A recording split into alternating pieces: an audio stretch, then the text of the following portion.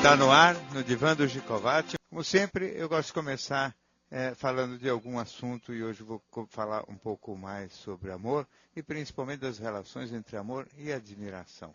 O amor é o sentimento que a gente tem pelas pessoas, ou por aquela pessoa em particular, cuja presença aquela pessoa muito especial, cuja presença provoca na gente a sensação de paz, de aconchego, de serenidade e que a gente, como se essa pessoa fosse uma espécie de substituto adulto da figura materna, que é a primeira fonte desse tipo de aconchego que a gente tem quando criança. Agora, o encantamento, quer dizer, como é que se escolhe esta pessoa, é um problema extremamente complexo e que uma das variáveis é este relacionado com a admiração. Aliás, o Platão, no Banquete, é que dizia isso, né, que o amor, algum dos personagens do Banquete diz que o amor deriva da admiração. E a admiração significa algum tipo de valor, algum tipo de característica que a gente coloca na pessoa. Evidentemente que a gente espera que a pessoa tenha determinadas propriedades e essas propriedades fazem a gente valorizar muito a pessoa porque justamente a gente encontra nela esses fatores que são os fatores básicos da admiração da gente. A autoestima da gente, quando não está muito boa, quando é mais para baixa, leva a gente a valorizar alguém que seja o oposto da gente. Então aí a gente, se é mais tímido, mais recatado, costuma valorizar o mais extrovertido, mais exuberante, mais falante. Quando acontece que o indivíduo está com uma autoestima boa, a tendência é valorizar pessoas parecidas com ela mesma. Então o indivíduo vai se encantar com alguém que tenha um pouco mais de semelhança ou parentesco consigo mesmo. Sempre a impressão que dá é o seguinte: quanto mais adequada a autoestima, melhor, porque valorizar pessoas parecidas cria uma condição de convívio bastante mais fácil. Além disso, existe o problema da não solidez do amor, que é muito importante também. Algumas vezes no amor, assim, que uma vez havido o encantamento, não tem que se trabalhar mais nada, não tem que fazer mais força nenhuma, a questão está totalmente resolvida. E na realidade, como depende da admiração, a admiração pode variar, pode subir e pode descer. A admiração varia porque variam as características da pessoa, a admiração varia porque a pessoa que eu admiro se modificou e essa modificação determina uma decepção em mim ou um encantamento maior ainda, ou então a admiração varia também porque eu mudei os meus critérios de admiração. Ou seja, na verdade, a pessoa amada pode ficar mais ou menos valorizada, como se fosse a cotação de uma ação na bolsa, mais ou menos valorizada pelas características e comportamentos dela, pelos feitos dela, que podem me encantar ou me decepcionar, e também ela pode aumentar, a admiração pode aumentar ou diminuir em função da maneira como eu vejo as coisas, ou seja, os anos vão passando, se eu começo um namoro com 16, 17 anos de idade, talvez aos 24, 25 anos eu já tenho outros critérios de admiração. Os meus próprios critérios mudando podem não estar, aquela pessoa que eu achei maravilhosa aos 17 anos pode não estar mais de acordo com o que eu valorizo e admiro hoje. Então, tudo pode acontecer em termos de relação, de qualidade do sentimento, de maneira a que é preciso entender que o amor é mesmo um fenômeno de certa maneira exigente. A última lembrancinha é a seguinte: como o amor depende da admiração, e se a valorização e a admiração vier por gente muito diferente da gente, existe o perigo de que essa admiração também redunde em inveja. Porque o amor deriva da admiração e a admiração também é a mãe da inveja. Ou seja, quando a gente admira uma pessoa por propriedades que a gente gostaria de ter e não tem, a gente também pode sentir inveja. Então, amor e inveja, às vezes, passeiam muito mais perto um do outro do que a gente gostaria. Muita atenção com essa coisa do encantamento entre opostos, portanto. Muito bem. E agora vamos ao nosso primeiro ouvinte ao vivo. Seu nome, por favor? André. André, pois não. Bom, é o seguinte, doutor, eu há algum tempo atrás, aproximadamente 2 anos, eu conheci uma pessoa por motivos profissionais, né? E nos tornamos amigos por 1 ano. Depois de um ano, nos apaixonamos de uma maneira salutar. Quantos anos você tem, André? Eu tenho 45. E essa pessoa? 44. Pois não. Tá, e eu sou separado e ela é viúva, né, há 13 anos. E nos apaixonamos há um ano e começamos um relacionamento. E esse relacionamento teve um ápice e depois de uns 6, 7 meses começou a regredir, né, porque ela sente uma necessidade de estar só e comenta muito a respeito do finado marido. Inclusive ele era médico, né? E ela mantém livros de medicina dentro de casa, maleta de trabalho e sempre cita a pessoa em conversas, né? E, enfim, e depois de algum tempo, agora de 2 meses atrás, nós nos separamos e depois nos encontramos novamente, né, para comemoração de uma data, né? Saímos para conversar e tivemos uma noite muito boa, né? Inclusive dormimos juntos, etc. E teve uma questão teve um envolvimento emocional e físico muito grande. E de manhã ela simplesmente chegou para mim e disse que foi simplesmente uma relação, uma explosão de carinho, né? Sim. Que sente uma necessidade muito grande de estar próximo de mim, mas que tem um desejo maior dela de estar só, né? Aí é complicado e eu gostaria de compreender um pouco mais do ponto de vista do seu conhecimento. André, ela foi casada há quanto tempo? 4 anos. Só 4 anos que foi casada e o marido morreu do quê? Câncer. Sei. E ela, quando conta sobre a história do casamento dela, é como se fosse um casamento muito feliz, é isso? Assim, né, conta como se fosse um relacionamento muito bom, mas que logo que casou já sabendo que ele tinha um problema, né? Tinha a doença, quer dizer, foi 4 anos, mas foi, como ela disse, como se fosse um suplício. Ela não conseguiu, assim, sair ainda desse relacionamento, não conseguiu se livrar da história. Ela tem 44, vocês 44. estão juntos há 1 ano mais ou menos, não é isso? Nós ficamos juntos durante 10 meses e estamos separados há 2 meses. Então 1 ano. Mas temos contatos profissionais. Eu entendo, mas quer dizer, ela então se casou mais ou menos com 38, 39 anos, não é isso? Não, até então ela era solteira?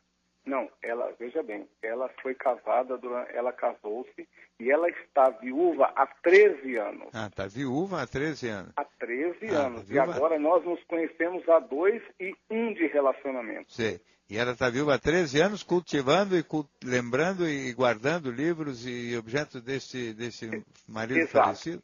Exato. Sim. Então, ela tem filhos ou não? Tem uma filha. Sim. De qual é a idade da menina? 20 anos. 20 anos. Então, André, a única coisa que eu posso dizer é o seguinte, que parece que de fato ela não tem nenhuma vontade de se casar de novo, né? Não sei exatamente por qual razão, se tem alguma lógica por trás disso, até mesmo de ordem financeira, o que seja. Você tem alguma ideia? Ela tem independência financeira? Veja bem, tanto ela tem independência financeira e eu também tenho independência financeira, né? Então, o lado financeiro não seria o problema. Não é o problema. Sim. Então, na realidade, a impressão que me dá é que ela realmente gosta da ideia de ser uma pessoa sozinha, porque não vejo nenhum sinal de ela não ter sentimentos por você.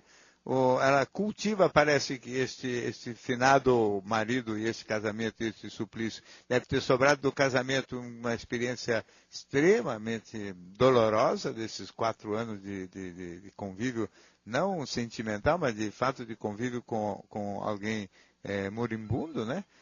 De maneira que eu penso que ela efetivamente não tem a menor pretensão matrimonial, independentemente de gostar ou não de você. E você gostaria de se casar ou não? Ah, correto, com certeza. Ou nem não fosse casar, mas sim, um relacionamento mais íntimo, né? mais íntimo de viver junto. E ela parece que, se você deixar bem frouxo a coisa, ela funciona. Mas se você quiser intimidade para valer, definitivamente a impressão que dá é que ela não está afim disso. Quer dizer, não é falta de sentimento por você, porque essa explosão de carinho, como ela fala, ou de ternura que acontece numa noite, só pode acontecer porque existe o sentimento. Eu vou lhe dizer, eu no seu lugar ficaria numa posição mais defensiva, mais retraída, eventualmente dando claros sinais de que você não tem interesse tão intensamente forte de compromisso. Se tem interesse nela. Se o seu objetivo é realmente de tipo mais matrimonial, quer dizer, um compromisso mais sério, mais forte, mais intenso mesmo, eu acho que tem que talvez procurar outra parceria, porque essa moça realmente não está com esse tipo de plano na cabeça, né? A não ser que ela mude de posição por uma postura mais defensiva, mais de retaguarda sua. E não estratégica, viu? Mas de talvez tirá-la um pouco deste medo, porque estratégico parece assim, jogadinha para fazer acontecer o que você quer, mas não é. A impressão que dá é que ela passou um sufoco danado nesses 4 anos de casado e a experiência foi tão dolorosa e desgraçada para ela, que ela está preferindo qualquer coisa no mundo, menos outra vez se casar. Então, eu acho que você deve levar em conta esse fato de que ela ficou meio traumatizada com o casamento aí.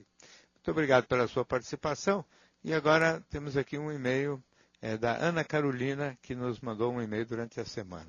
Doutor, tenho 26 anos e sou estudante de publicidade e propaganda. Não consigo definir meus planos de carreira porque não sei me moldar aos padrões que as empresas esperam que o profissional siga. Sou fria, individualista e autoritária. Não suporto regras, nem me adequo às políticas internas das empresas. Como ser bem-sucedida profissionalmente sem ter de violar meus valores ou viver fingindo? Ana Carolina, eu acho que é absolutamente impossível. Você não tem a menor chance de ser bem-sucedida sendo individualista, autoritária e querendo trabalhar numa empresa grande, né? A não ser que você seja a dona da empresa. É a única possibilidade. E ainda assim que os seus funcionários também sejam bastante dóceis, né? Não é este o padrão de comportamento que se chama de inteligência emocional, ou seja, habilidade no trato com as outras pessoas. E também não acho que isto são, que você tem que manter esses valores como sendo os seus valores, né? Ser fria, individualista e autoritária. Individualista é uma coisa que significa cuidar dos seus interesses, mas não significa não levar em conta que outras pessoas também têm os seus outros interesses. Ou seja, você pode ser individualista e também preocupado com o interesse dos outros. Fria ou não tão fria, mais emotiva, isso não muda nada, cada pessoa é de um jeito, e isso também não acho que prejudica a história profissional. Agora, o autoritário é muito grave, porque, na realidade, as pessoas autoritárias não têm espaço no mercado profissional, as pessoas mais autoritárias não podem operar em convívio grupal, as pessoas mais autoritárias não têm a menor possibilidade de fazer uma carreira bem-sucedida, porque cada vez mais as relações profissionais são relações que envolvem parceria, cooperação, uma coisa mais harmoniosa, muitas vezes trabalham em grupo, uma capacidade de respeitar diferenças de opinião, ter o cérebro poroso para poder ir mudando de ideias e de opiniões o tempo todo. Então, eu não acho que é viver fingindo, eu acho que você tem que rever mesmo esses seus valores, porque esses seus valores, na minha opinião, não servem não só do ponto de vista profissional, não tem muito cabimento nas relações humanas em geral. Você não pode considerar isso também como valores, né? Se eu sou autoritário, eu sou mandona. Sou mandona, mas isso não é qualidade. Você deveria rever isso, porque em geral é mandão um tipo de pessoa muito inseguro e prepotente que quer fazer tudo acontecer de acordo com os seus critérios.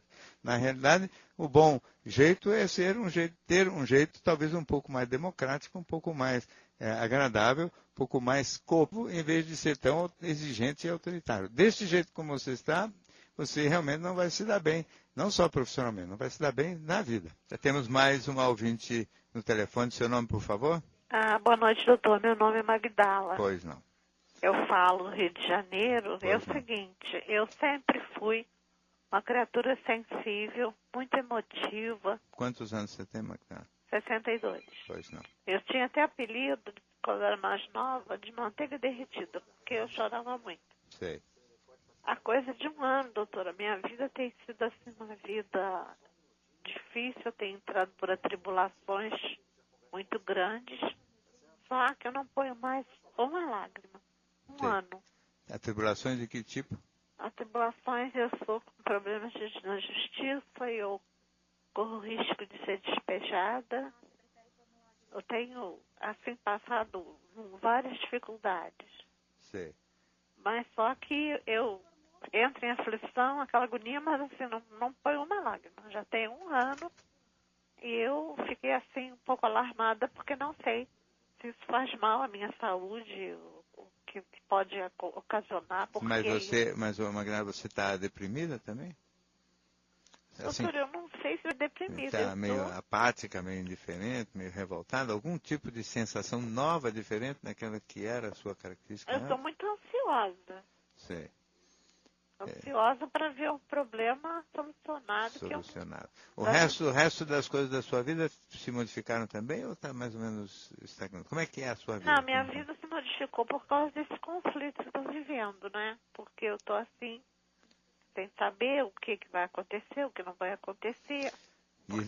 E esse conflito judicial que envolve o risco de ser despejada tem que razão? Tem que mecanismo? Só para eu entender um pouquinho. É o mecanismo seguinte, doutor, porque é uma pensão que foi bloqueada judicialmente por uma maldade, uma pessoa má da família, foi bloqueado. E agora minha mãe falecendo, eu fiquei como inventariante. Só que o governo, eu tô saindo um pouco fora do tema, mas se eu mandou falar, o governo não quer me pagar. Sim. Aquilo que eu quero. Então, nem o que eu quero, nem eu tenho direito. Sim. O que eu quero, não, o que eu teria direito no caso. Sim. E isso deixou você assim um pouco mais revoltada, mais ressentida, com alguma diferença de comportamento no global? Ou só parou de chorar, mais nada? Não, ressentida eu estou, porque eu tive esse golpe de família, foi uma traição, né?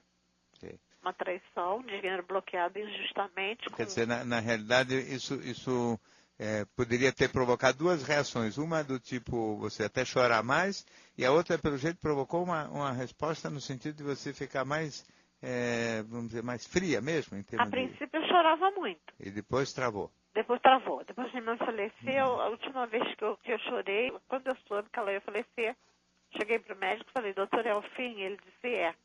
Eu percebi que ela não estava bem. Chorei aquela vez, dali acabou, secou.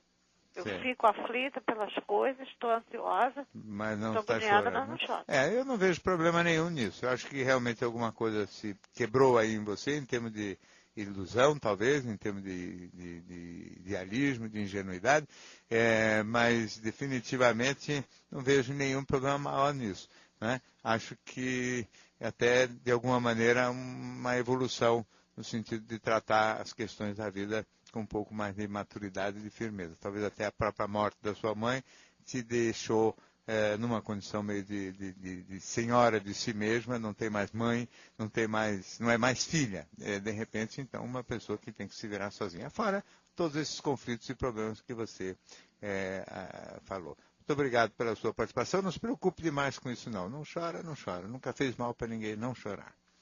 Temos mais um ouvinte ao vivo. Seu nome, por favor? Adalberto. Adalberto, de onde você fala? Adalberto? Boa noite, São Paulo, capital. Pois não. Doutor Gicovati, é o seguinte, eu tenho 34 anos, eu só tive 2 namoros firmes durante minha vida. Sim. E uma foi na adolescência, foi muito intenso. E com 29 anos eu tive um surto que eu descobri que eu era bipolar. Sim. Muito bem. Depois disso, eu fiquei uma pessoa insensível, assim, para novos relacionamentos. Eu só praticamente fiquei. Você passou a tomar algum remédio, Adalberto? Atualmente eu tomo carbolítio, que, pelo que me parece, eu vou tomar pela minha vida inteira. E tomo um remédio para dormir, Dormonide, Sim. e um Aldol. Sim. E isso daí, esses remédios... É que tiraram a sensibilidade? Né? Tiraram a sensibilidade tanto emocional como sexual. Sexual. Então, isso é que eu ia dizer. Eu acho que, às vezes, o carbolítio é um estabilizador do humor muito interessante mesmo. E, às vezes, necessaríssimo. Mas eu já vi várias pessoas se queixarem de se tornarem muito frias e totalmente sem emoção, ou com mais dificuldade de se emocionar inclusive de sentimentos, usando esse tipo de remédio. Também o Aldol, principalmente, pode ser um remédio que prejudica a função sexual. Há quanto tempo você está tomando tudo isso aí, Adalberto? Bom, desde que eu fui internado, vários medicamentos me foram tomados. Você foi internado em que ano? Eu fui internado no ano de 2002. 2002, não é? Então, veja com o seu médico se tem algum jeito de modificar, ainda que um pouquinho isso, reduzir eventualmente em certas fases em que você está melhor. Evidentemente, se foi medicado dessa maneira, se foi internado, é porque algum problema realmente sério você também passou, né? Uhum. E, então não deve subestimar a necessidade efetiva de usar medicamentos mesmo. Mas quem sabe se consegue substituir algum por outro com o intuito de criar um pouquinho mais de emotividade, inclusive de desejo sexual em você, né? Porque senão a vida também fica um pouco chata demais, né? Isso. Então, conversa com o seu médico. Na verdade, tudo que você está queixando tem a ver provavelmente com os medicamentos, né? Uhum. E talvez ele consiga ajustar as doses de uma maneira tal que não venha a prejudicar a estabilidade do seu humor, ao mesmo tempo não venha a ser tão cruel no sentido de bloquear tanto a emotividade. Isso às vezes acontece mesmo e nem sempre tem solução. Vamos ver o que ele consegue com você, não é? Mas principalmente na parte sexual sempre dá para conseguir algum avanço. Muito obrigado pela sua participação. E aqui temos um e-mail da Cristiane que nos enviou a seguinte mensagem. Doutor, tenho 40 anos e saio constantemente há alguns meses com um homem de 31. Somos muito ligados e desde o início sinto uma atração muito forte por ele, mas não consigo identificar a opção sexual dele. Eu percebo alguns sinais de homossexualismo, porém nunca conversamos sobre o assunto, até porque ele não gosta. O pai dele o expulsou de casa e o chamou de gay por achar estranho que aos 31 anos ele nunca tinha se relacionado com uma garota. Ele diz que o pai nunca teve motivos para tratá-lo assim. Agora, ele só sai comigo. Raramente sai com os amigos. Ele diz que me ama, mas até agora não houve nenhum contato mais afetivo entre nós. Não consigo mais esconder meus sentimentos, ao mesmo tempo tenho medo de afastá-lo da minha vida. Como encarar esta situação? Cristiane, realmente aqui você está numa situação bastante delicada, porque este moço certamente algum problema de ordem sexual parece ter, não obrigatoriamente de homossexualidade. O fato dele, na verdade, não ter coragem ou não ter firmeza para se aproximar fisicamente, né? O contato afetivo, eu acho que o contato que você fala aqui não é bem afetivo, mas é mais sexual entre vocês. Eu acho que é preciso muita delicadeza para conversar nesse assunto, mas eu acho que você deve, talvez, abrir conversas, dizendo que você compreende perfeitamente que ele possa ter lá as suas dificuldades, mas que você gostaria de ajudá-lo, né, a superar isso. Quer dizer, que você não vai se sentir aflita, incomodada, aborrecida e nem mesmo perturbada pelo fato dele ter alguma dificuldade. Evidentemente que a maior parte dos moços, quando se mantém assim por tanto tempo, vamos dizer assim, longe da situação sexual, naturalmente o que acaba acontecendo é que a pessoa tem lá algum tipo de inibição muito forte. Não obrigatoriamente homossexualidade, mas não excluindo também a possibilidade. Se ele encontrar em você uma companheira, uma parceira, amiga e leal, e que ele sinta confiança para poder se soltar, talvez você consiga ajudá-lo a evoluir muito mais do que você pensa e dar solução para esse dilema que poderia ser transformado numa relação afetiva de muito boa qualidade. Só acho que tem que abrir conversa com ele e ver se ele se sente um pouquinho mais seguro para conversar e abrir o coração dele e deixar você um pouco mais ciente do que está acontecendo. Muito obrigado pelo seu e-mail. Temos mais um ouvinte ao vivo. Seu nome, por favor? Oi? Oi? Oi, boa noite, é Fernanda? Pois não, Fernanda. Então, eu queria saber sobre pessoas, se o senhor pudesse comentar, né? No caso, seria homem, né? Homem com mais de 50, 60 anos, não adolescente, né? Homem, assim, que gosta de diminuir os outros, né? De fazer pouco caso, de ridicularizar, tanto em ambiente de trabalho, quanto, assim, as pessoas que ele namora, Sim. né? Primeiro fica no pé e depois começa, assim, a ridicularizar. E sempre, assim, fazendo brincadeiras muito, assim, de forma ofensiva. E o curioso é que eu já vi várias pessoas rindo dessa pessoa que gosta de humilhar, Sim. né? Ele era objeto de chacota, inclusive, mesmo humilhando todo mundo. Rindo das humilhações ou rindo dele como Rindo pessoa? dele, Então, quer tirando dizer, um né? sarrinho mesmo, né? Dele, né? E porque a gente ouve falar, quem faz isso é complexado, Não, não sei mas o é quê. mesmo, é mesmo. Não diga.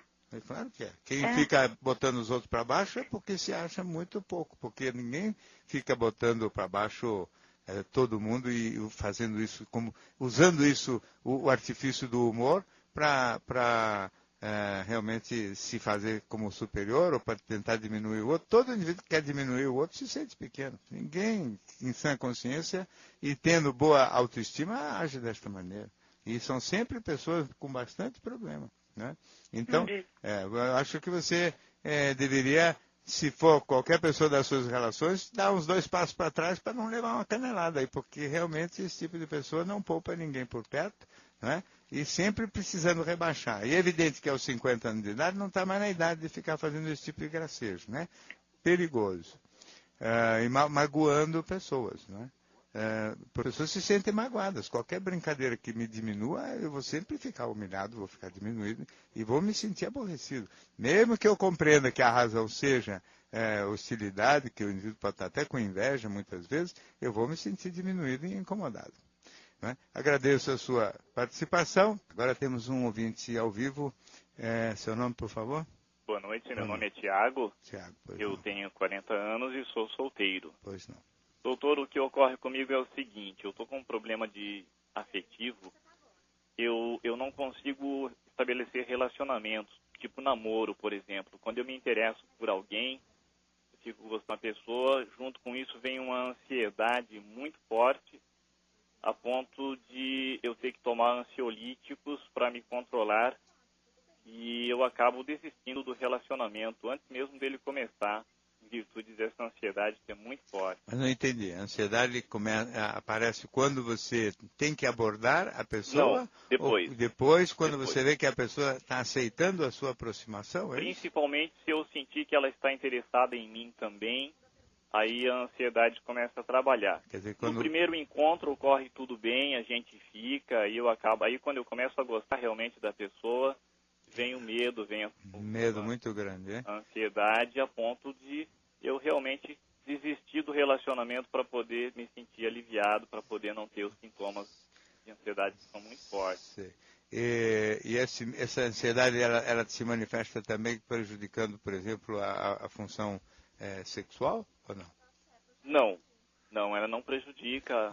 Não é no aspecto sexual. O medo, então, é da própria relação afetiva, é isso? O medo eu não sei exatamente. O medo, ele é inconsciente para mim, porque eu não vejo, assim, medo de rejeição. Não é nada de negativo, é medo do positivo, pelo que eu entendo. Exato, parece que é um medo de ser feliz. Medo de ser feliz. Porque é uma necessidade que eu tenho, eu me interesso pelas pessoas, eu não me fecho. Tanto é que depois que passa a ansiedade, eu volto a me interessar novamente, só que por outras pessoas. Mas aí venho novamente, assim, eu sinto que eu tenho um amor muito grande dentro de mim, bloqueado, que eu não estou conseguindo colocar, não estou conseguindo manifestar esse sentimento. Me diga uma coisa, também existe medo assim de que o amor muito intenso venha a ameaçar a sua individualidade, o seu jeito solteiro de ser, de viver, de tocar a vida? Não tem mesmo, porque assim, eu sinto a necessidade de estar com alguém, né? Apesar de me sentir bem sozinho, mas eu acho que ficaria melhor ainda se tivesse alguém para poder dividir momentos importantes juntos, né? Sim, mas isso me parece, Tiago, um discurso meio assim, só de fachada. Não me parece que é exatamente o que você sente mesmo. Porque na hora H o medo predomina sobre essa vontade, né? Sim, o medo ele é muito maior. O mais medo é maior do que o desejo aí, né? É maior. Então e o medo do amor, quase, não, você diz, não é o medo da rejeição, e eu acho que não é mesmo. Então o medo do amor seria o medo da felicidade sentimental, isso sim, né? Que é engraçado, que as pessoas parecem que têm a sensação de que se forem muito felizes vai cair um raio na cabeça deles, né? Então as pessoas fogem de tudo que é bom, e principalmente no aspecto sentimental. Você, em geral, escolhe moças legais para namorar?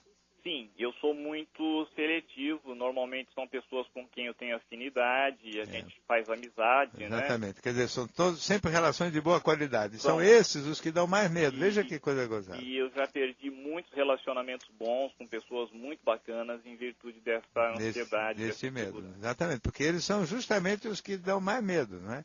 Sim. E volto a dizer, e o medo aqui é tanto da felicidade, porque vai dar um encaixe muito intenso, né? E muito agradável, como também o medo de uma certa ofensa à individualidade. Menos grave, talvez, do que apareça à primeira vista, porque quando as afinidades são grandes, a individualidade também não fica tão ofendida, né? Sim. Mas o maior medo mesmo é o da felicidade. Eu acho que você, a próxima vez que aparecer um personagem desse tipo, devia enfrentar. Porque eu posso só lhe dizer o seguinte, que esse medo passa. Não é? Tem surto. Hein? Tem surto de ansiedade. Vai com surto mesmo, né? Você não pode fugir cada vez que tem o medo, porque se você foge de medo, você vai voltar a uma nova situação. Muito com medo, tudo outra vez. Né? Então só tem um jeito, que é realmente enfrentar e ver o que vem depois do medo, porque o medo sempre passa. Tudo sempre passa, não é que as coisas duram para sempre. É só durante o encaixe é que dá este medo todo, mas depois ele vai diminuindo, ele vai acomodando. Quando você vê que a felicidade não mata, nem atrai tragédia, nem coisa nenhuma, talvez às vezes, em vez de tomar ansiolítico, seria até interessante tomar antidepressivo, que corta mais essa ansiedade e diminui o medo. Né? Eu tomo paroxetina, mas os efeitos colaterais foram muito fortes. Muito fortes, e esses aí podem prejudicar, inclusive, a função sexual também. Sim, né? sim. Então aí você tem que encontrar alguma solução. Mas de todo modo, não fugir da raia, porque é um crime você evitar e fugir, já que você tem o critério de escolher direito, se você busca afinidade, se você sabe fazer tudo direitinho, vai fugir só porque o encaixe sentimental está indo para marcar o gol, quer dizer, na hora do gol você dá para trás. Vai em frente, porque o medo passa, ele não dura mais do que algumas semanas. Insista, porque você não vai se arrepender. Muito obrigado pela sua participação. E agora temos um e-mail aqui do Carlos, que nos escreveu o seguinte. Dr. Gikovats, tenho medo de ver meus filhos morrerem. Vivo preocupado com isso. Procuro informações na internet ou notícias em jornais que possam me tranquilizar.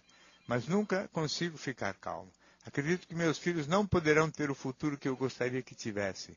Quando eu ainda era criança, meu pai teve um ataque cardíaco fulminante e faleceu. Essas minhas perturbações teriam alguma relação com este fato? O que faço para me livrar desses pensamentos?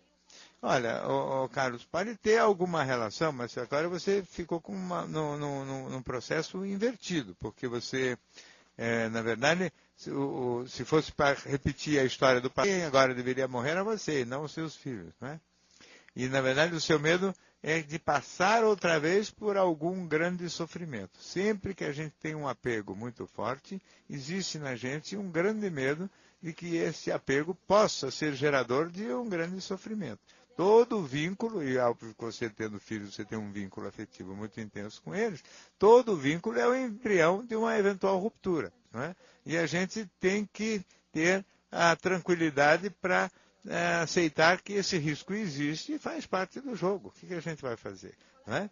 A gente tem que aceitar que exista uma incerteza na vida sobre a qual a gente não tem controle, que a gente tem que deixar a vida rolar. Não é? Eu acho que você está sofrendo muito mais por antecipação do que sofreria de fato diante da circunstância. Não é? E não adianta também viver procurando informações na internet, notícias que possam tranquilizar, porque provavelmente você vai encontrar mais notícias que te apavoram do que notícias que te tranquilizam. Tem nos jornais e na internet tem mais notícia de doença do que notícia de saúde. Saúde não é boa, não é notícia. Notícia mesmo é a doença. Então, para de procurar, vive a vida e compreenda que tudo pode acontecer, mas não há nada previsto de se acontecer de pior para você do que para as outras pessoas. Eu espero mesmo que você consiga consiga desenclar e se despreocupar um pouco disso aí. Né? Muito obrigado pelo e-mail. Temos agora mais um ouvinte no telefone. Seu nome, por favor? Boa noite, Juliana. Noite, Juliana. Pois não. Então, Gicovati, assim, vou resumir bem a história. Eu tenho 26 anos e no começo do ano passado eu conheci um homem de 36 anos, paraquedista, lindo, interessante, e a gente acabou ficando juntos e começamos um relacionamento, assim, um namoro. E pelo que eu ouvia dos amigos dele, eu era a primeira pessoa que ele namorava, ele era sempre muito solto, então ele foi... Para todo mundo, aos olhos de todo mundo, eu fui a primeira pessoa que ele gostou de verdade, assim. Isso me deixou feliz e eu comecei a gostar dele e fui me entregando, assim. A gente teve uma relação muito bonita. Até que ele teve que mudar de cidade. Ele saiu de São Paulo e foi para Goiânia por causa de um trabalho. Ele teve que morar lá. E ele saiu daqui dizendo que não ia me abandonar, que a gente ia continuar junto. E eu fiquei tranquila, porque eu sou muito sossegada. E ele foi para lá e eu tocando a minha vida aqui, até que eu percebi um distanciamento dele, resolvi largar tudo aqui, peguei um avião, fui para lá para vê-lo, a gente ficou junto, foi maravilhoso, voltei para São Paulo achando que estava tudo bem, mas não estava, para ele já tinha acabado. Aí ele nunca me explicou o que aconteceu, ele só me falou, uma das coisas que foi muito forte, assim, que ele me falou, é que ele não acredita no comportamento sexual das mulheres modernas. E que para ele, eu sou uma mulher moderna também. E ele falou que ele tem muito medo das coisas que ele pensa. Deixou ele transtornado, assim, dizendo do ciúme dele que ele sente de mim. Que ele só de imaginar uma coisa que eu faça, o que eu tenha feito, mesmo que seja uma coisa que só ele pense, aquilo para ele se torna uma verdade e ele não consegue nem encostar em mim depois. E ele desapareceu da minha vida. Sei. Então, aí você tem... É até bom que ele desapareça mesmo, porque apesar do sofrimento que você possa estar tendo, ele realmente me parece uma pessoa um pouco complicada demais, né? Ele tem lá uma dessas características meio machistas de achar que mulher é um bicho que não resiste a tentações sexuais, né? E que, como é que o pessoal fala? Que não existe mulher honesta, só existe mulher mal cantada. Né? Então parece que ele pensa mesmo desta maneira antiquada e totalmente desrespeitosa em relação ao que seja o temperamento e o caráter de uma mulher. Não é porque a mulher firme, a mulher legal, é uma mulher que tem controle absoluto sobre si, sobre o seu corpo, sobre a sua sexualidade. E na medida em que ele realmente não consegue imaginar isso como uma coisa possível e principalmente não te inclui ou não consegue ver isso em você, nem em você, mesmo que ele tenha conhecido e gostado mesmo de você. Na medida em que ele é obrigado a ficar longe, porque o trabalho obriga a ir para outro lugar, parece que ele estando longe tem a sensação mais clara de que o risco é iminente, de maneira que não sobra a você nenhuma outra possibilidade, a não ser cair fora. Bom, ele já, de todo modo, determinou o fim da relação, mas eu acho que você devia sair sem olhar mesmo para trás, porque realmente você escapa aqui de um indivíduo que seria sempre muito controlador, muito desconfiado, muito ciumento e inseguro e sempre iria atrapalhar muito os seus direitos de ir e vir, a sua liberdade natural de circulação. Então, eu acho que o destino quis assim, você teve aí uma boa experiência, mas ainda não é aquele com o qual você vai realmente terminar os seus dias. Temos agora mais um ouvinte ao telefone. Seu nome, por favor? É o Wilson. Pois não. Doutor, boa noite. quando eu tinha relatado para a atendente, minha situação é um pouco complexa. Eu sou casado desde 97, tenho 2 filhos que eu amo muito. Quantos anos você tem? Eu tenho 33. Sim. Meus filhos têm um de 7, um de 2 anos. E nesses 10 anos aí, até motivo de chacota, já cheguei a separar da minha esposa umas 4 ou 5 vezes. Tipo assim, por problemas, tipo, vamos dizer que eu gosto do azul, era do amarelo e não adianta, cada um acha que tá com a sua razão, e aí termina estourando para evitar uma maior, eu saio de casa. Quem que estoura mais, você ou ela? Eu acredito que é ela, então para estar evitando uma maior, eu prefiro sair, largo tudo. Largo casa, largo o que tiver, e geralmente sai com a roupa do corpo, coisa de 3, 4 meses eu consigo me estabilizar.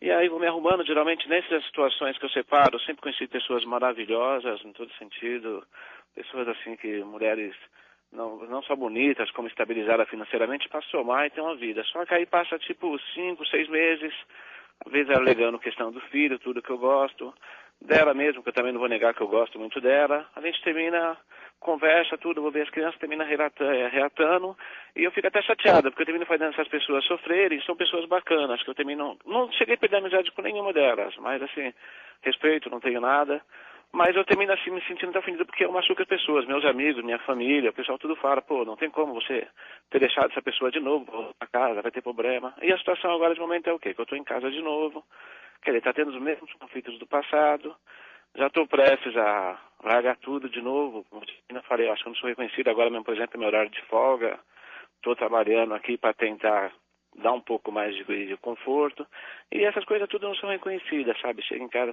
depender, às vezes, é até acusado de alguma coisa, então é isso que eu falo, mas aí dá vontade de sair, mas não tem muita coisa, mas meus filhos ficam sofrendo, um deles toma remédio controlado, né? Toma carbamazepina, tenho medo de dar alguma crise nele pela minha ausência, eu me sentir culpado, como aconteceu da última vez. E é aquela coisa, eu falo, não, vou sair, para depois voltar de novo é melhor ficar. Só que você fica naquele casamento de, vamos dizer, ilusão. Gosto dela, mas eu acho que não há uma recíproca, sabe? Isso fica bem claro, inclusive eu falo para ela, nunca ouvi assim claramente aquela coisa assim, eu te amo, sabe? Aquela então coisa. quando é para voltar, ela fala o quê? Ela que pede para voltar? Geralmente é, todas as vezes foi ela que pediu para voltar. Eu também. E aí não é eu te amo também? Nem não, aí? Não, as crianças precisam de você. Eu preciso de ser, etc. Sempre coisas mais... Eu vou mudar, vou procurar psicólogo, coisa do tipo, como já até encaminhei ela para psicólogo, tudo. Sempre coisa mais prática, então. Sempre assim, a gente vai mudar, vamos ter que focar em vender a casa, você está com dívida, que geralmente sempre sair com dívida, com tudo, a gente vende, paga suas dívidas, tal, que o problema é esse, que a gente estoura por causa disso, e os meninos precisam de você, os meninos passou mal, eu também preciso, tal, você não está bem sem a gente, etc. E aí eu termino cedendo isso daí e volto. Mas ela sabe que você fica bem sem ela? Ela sabe, não ela vê, isso é... Então, eu acho não só ela, como todo mundo. Então até o pessoal fala, se ela tá querendo que você volte é porque você tá bem. Aí na hora que ela te deixar lá embaixo de novo, ela pega e dá um pé em você. Exatamente. Então a impressão que me dá é que a história se repete de uma maneira sistemática e absolutamente desnecessária, porque a próxima história vai outra vez, a próxima vez que você voltar, você vai sair agora, né? Pelo jeito está previsto sair em breve, vai arrumar de novo uma ótima namorada, ela logo vai voltar em cima de você para mais uma investida, você vai voltar de novo e ela vai repetir tudo outra vez. Quer dizer, isso aqui está parecendo um videotape que não precisa nem repetir mais, já dá para saber tudo que vai acontecer na próxima rodada, né? Me parece uma pessoa, essa sua esposa, uma pessoa que realmente não consegue viver muito em sossego, parece mais gostar de uma encrenca de tumulto. Se os filhos precisam tanto, você fica muito preocupado em não fazer mal aos filhos, mas pelo jeito ela não se preocupa tanto em fazer mal aos filhos. E eu acho que você, neste caso, deveria tomar uma providência mais cuidando de você. Sair e não voltar, ou pelo menos não voltar na primeira conversa. Deixa ela ficar com a ideia de que vai perder de verdade. Agora, isso por um lado. Por outro lado, veja se você não vai realmente ter mais sucesso, ser mais feliz com outra mulher, porque aqui realmente você tem uma relação muito tumultuada e que a história está se repetindo para além do razoável. Eu, no seu lugar, caía fora com mais firmeza, porque eu acho que quando a história se repete muitas vezes, e esse negócio vai procurar psicólogo, sempre nessa hora todo mundo promete tudo, isso aí depois volta tudo igualzinho, não adianta nada. Eu acho que você tem já 10 anos de casamento, suficiente para saber que a história vai mesmo se repetir. Obrigado pela sua participação. Temos mais um ouvinte ao vivo. Seu nome, por favor? Boa noite. Meu nome é Sérgio, aqui de Espírito Santo. Pois não. É o seguinte, eu estava namorando tem 1 ano e meio, sendo que há uns 8 meses atrás minha mãe ela veio a falecer. Quantos anos você tem, Sérgio? 29. Pois não. E aí, assim, o namoro antes, ele não... a pessoa gostou do que, assim, até eu dela. Fomos me acostumando e depois que a minha mãe veio a falecer, ela, assim, o namoro se inverteu. Eu comecei a gostar mais dela e ela começou a se retrair muito mais. Eu não sei se eu posso ter colocado alguma coisa em cima dela, fiquei mais possessivo, mais ansioso, quer dizer, mais complicado uma situação, né? E aí, assim, acabou o namoro, acabou tem 1 mês e pouco. E ainda, não sei se agora que eu estou sentindo a morte da minha mãe, se eu transferi tudo para ela, então eu queria um conselho, alguma coisa assim, a respeito que hoje em dia ainda quero buscar notícia dela, ainda quero falar as coisas, sendo que nos últimos meses da minha relação não estava sendo bom. Não estava sendo bom nem para mim. Muitas vezes me vi infeliz com ela e na cama, me infeliz nos lugares. E agora fica assim, procurando notícias e meio desgostoso, entendeu? Das coisas. Certo. Não sei. Agora, o que eu acho então, Sérgio, é o seguinte, que realmente você provavelmente teve aí também, quando a sua mãe morreu, você provavelmente projetou em cima da sua namorada uma expectativa muito grande, colocou muito peso em cima dela, ela sentiu essa carga, talvez para além daquilo que ela tinha competência ou capacidade de equacionar e de lidar, ela deu marcha ré por causa disso. Você, talvez quando ela deu marcha ré, em vez de você compreender que estava sobrecarregando, você foi mais até em cima dela do que devia. Quando ela deu marcha ré, você tinha que ter dado você uma outra marcha ré na direção oposta, porque a marcha ré dela era um sinal de que já estava sobrecarregado. E você, ao invés disso, acabou fazendo o contrário. Provavelmente foi mais ainda em cima dela, ela acabou caindo fora. Eu acho que se você ficar quieto na sua, não procurá-la nem nada, talvez depois que o tempo passe um pouquinho e ela sinta que você está mais inteiro, ela talvez volte, porque na realidade ela deve ter sentido a sua fragilidade e isso deve ter, como eu falei no início do programa, deve ter alterado o critério ou a admiração dela por você. Deve ter diminuído a admiração quando você, talvez pela morte da sua mãe, se mostrou mais dependente do que ela gostaria. E aí você teria que dar uma marcha ré para poder recuperar a sua independência, ficando talvez um tempo sozinho, quem sabe até o futuro ainda reserva uma reaproximação com ela. Mas eu acho que agora é hora de você ficar sozinho e de curtir mesmo o seu luto. Obrigado pela sua participação. Temos aqui mais um e-mail de um ouvinte que se chama José, que escreveu para o programa. Tudo indica que meu filho é usuário de drogas. Ele nega, mas as evidências são muitas. Ele deixou a faculdade, abandonou o emprego, foi morar com uma garota, mas, por não conseguir pagar o aluguel, voltou para casa. Jurou que não faria mais nada daquilo, mas agora está fazendo tudo de novo. Outro dia, ele pegou meu cartão de banco e limpou a conta. Já marquei terapeuta, mas ele sempre inventa uma desculpa e não vai. Já não sei o que fazer. Bem, José, a verdade é o seguinte, que não há a menor dúvida de que esse seu filho está usando drogas. Ele mudou. Os sinais de uso de droga são sempre muito claros, né? A pessoa muda o padrão de comportamento, se torna mais indolente, mais preguiçoso, mais irresponsável, vai largando todas as coisas pelo caminho, não cuida muito corretamente das suas obrigações e afazeres,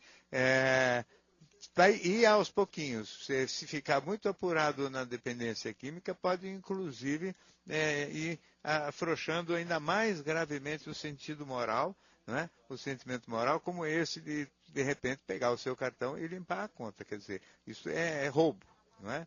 E não é porque é filho que não é roubo. É roubo igual, roubo de filho deveria ser crime maior e não crime menor. As pessoas fazem isso porque são, em geral, tratadas com tolerância dentro da família, e essa atitude tolerante dentro da família é uma das coisas que eu pessoalmente não simpatizo nem um pouco. Quer dizer, aqui não é questão de marcar um terapeuta e inventar uma desculpa. Se ele não vai ao terapeuta, você o toma uma atitude mais agressiva mesmo, interna ele contra a vontade dele, porque é óbvio que este moço está envolvido com droga até a tampa e evidentemente também está sem forças para dar uma solução mais categórica para as coisas dele. Então ele está enfraquecido, ele está limitado emocionalmente, ele está dependente dramaticamente das drogas e isso tudo implica em que alguma atitude mais ativa e até mesmo eventualmente agressiva, no bom sentido por parte da família, se justifica. Não pode esperar que ele tenha vontade de ir ao terapeuta. Tem que dar uma forçada de barra porque isso tem gravidade e acho que é dever da família tentar fazer de tudo para que o indivíduo saia deste círculo vicioso maldito que é o das drogas. Na verdade, é um dos maiores problemas da mocidade hoje e eu espero que você tenha ainda força, determinação, firmeza e energia para agir com rigor e talvez ajudar o seu filho a sair fora dessa encrenca. Tomara. Muito obrigado pelo seu e-mail também. No Divã do Gicovates tem produção de Camila Campanerucci, Diego Matoso, Janaína Barros e Petra Chaves. Os trabalhos técnicos de hoje foram de Jair Zúculo. A direção nacional de jornalismo é de Marisa Tavares.